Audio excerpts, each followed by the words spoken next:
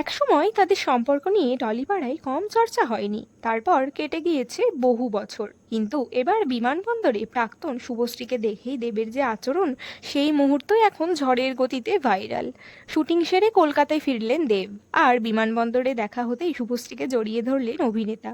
তাহলে কি পুরনো সম্পর্কের রেশ এখনো কোথাও রয়ে গিয়েছে, নাকি নিছকই দুই সহ অভিনেতার বন্ধুত্বপূর্ণ মুহূর্ত?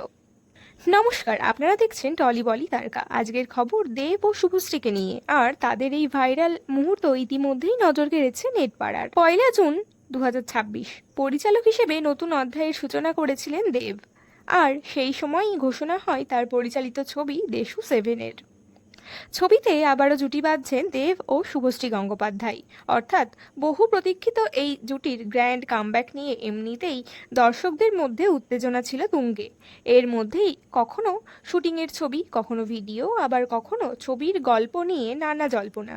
সব মিলিয়ে দেশু 7 নিয়ে সোশ্যাল মিডিয়ায় চর্চা ক্রমশ বেড়েই চলেছে। আর এবার সেই চর্চায় নতুন মাত্রা যোগ করলো বিমানবন্দরের একটি ভিডিও।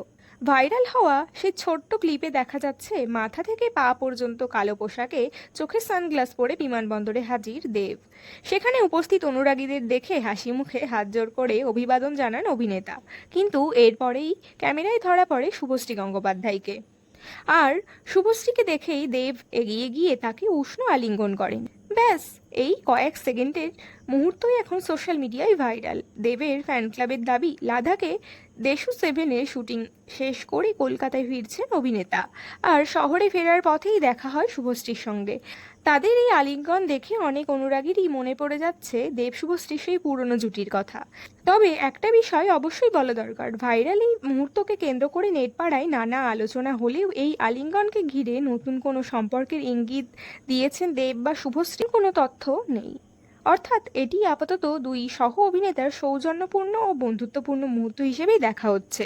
অন্যদিকে দেশু 7 নিয়েও একের পর এক চমক সামনে আসছে। সম্প্রতি ছবি শুটিংয়ের কিছু দৃশ্য সোশ্যাল মিডিয়ায় ছড়িয়ে পড়ে। সেখানে দেখা যায় ফুল দিয়ে সাজানো একটি গাড়িতে রয়েছেন শুভশ্রী ও অনির্বাণ ভট্টাচার্য।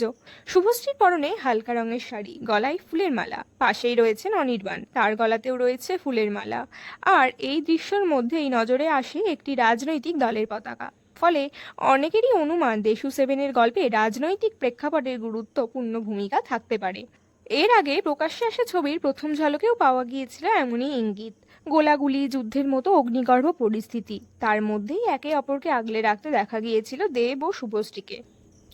দেবের কাঁধে বন্দুক, জামায় রক্তের দাগ, অন্যদিকে শুভশ্রীর পরনে রক্তে ভেজা সাদা পোশাক। সব মিলিয়ে দেশু 7 যে একেবারে অন্য ধারার গল্প নিয়ে আসতে চলেছে, তার আভাস কিন্তু প্রথম থেকেই মিলেছে। তাহলে বিমানবন্দরে দেব শুভশ্রীর এই উষ্ণ আলিঙ্গন আপনাদের চোখে কি শুধুই বন্ধুত্বপূর্ণ মুহূর্ত, নাকি পুরনো জুটির সেই ম্যাজিক এখনো একই রকম রয়েছে? কমেন্টে অবশ্যই জানাবেন আপনার মতামত। আর এমনই টলিউডের নতুন খবর, ভাইরাল মুহূর্ত আর এক্সক্লুসিভ আপডেট পেতে টলি বলি তারকাকে সাবস্ক্রাইব করে পাশে থাকুন।